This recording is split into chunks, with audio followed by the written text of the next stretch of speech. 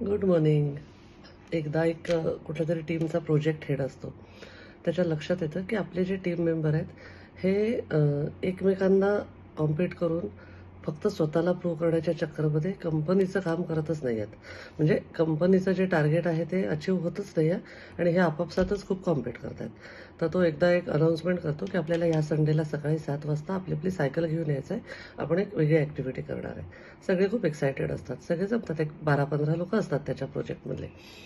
ते जमतात. सकाळी सायकलचा इव्हेंट सुरू व्हायच्या आधी तो प्रत्येकाला वेगळ्या इन्स्ट्रक्शन्स देतो. प्रत्येकाचं टार्गेट वेगळं असतं आणि सायकल रेससारखं सगळ्यांना लाईनअप करतात आणि जसं सुरू होते ती रेस. तर जो पुढे असतो सगळेजण त्यालाच फॉलो करतात.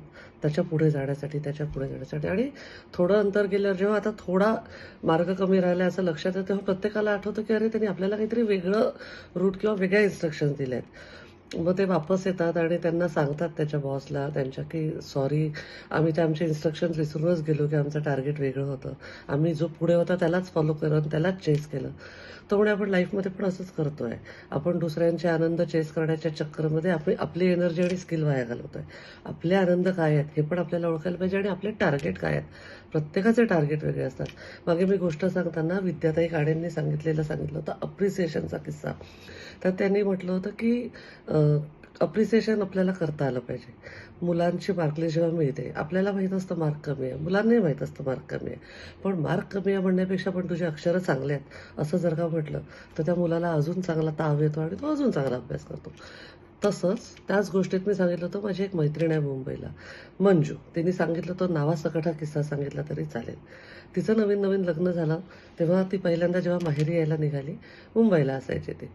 तर तिच्या सासऱ्यांनी म्हटलं होतं, "जातेच त्या माहेरी तर पोळ्या कशा करायच्या शिकवून तुला पोळ्या नाही येत करता चांगल्या." तिला खूप वाईट वाटलं आणि आत्ता काही वर्षांनी म्हणजे 25 वर्षानंतर एकदा तिच्याकडे काहीतरी तिच्या नवऱ्याच्या वाढदिवसासाठी सगळे जमले होते. तर सगळ्या पाहुण्यांसमोर, सगळ्या नातेवाईकांसमोर त्याच तिच्या सासऱ्यांनी सांगितलं, "मंजुषा, मला तुझ्या हातच्या पोळ्या खूप आवडतात. सगळ्या एकसारख्या असतात. तू खूप छान करते." तिचं म्हणणं पण मी तेव्हा कॉम्प्लिमेंट घेतली नाही. मी त्यांना काय म्हटलं, "बाबा, माझ्या पोळ्या काही चांगल्या नसतात. तुम्हाला बाईच्या हातच्या पोळ्या खाऊन सवय झाली आहे, म्हणून तुम्हाला त्या चांगल्या वाटल्या असतील." नंतर तिला ध्यानात झालं, की जेव्हा आपल्याला 25 वर्षापूर्वी यांनी म्हटलं पोळ्या चांगल्या नाही करत, तर आपल्याला वाईट वाटलं. पण आता जेव्हा ते सगळ्यांच्या समोर मोठ्या यांनी म्हणतायत, की "तू पोळ्या चांगल्या करते," तर आपण थँक नाही म्हणू शकत.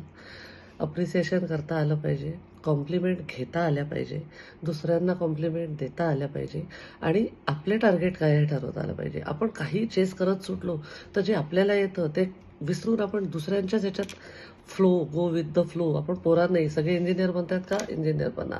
सगळे आता BBA करतायत का? BBA करा. असं नको. प्रत्येकाचं काहीतरी संचित वेगळं असतं, त्याचं लर्निंग वेगळं असतं.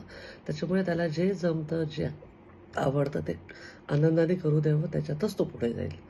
Stay blessed. I love you all.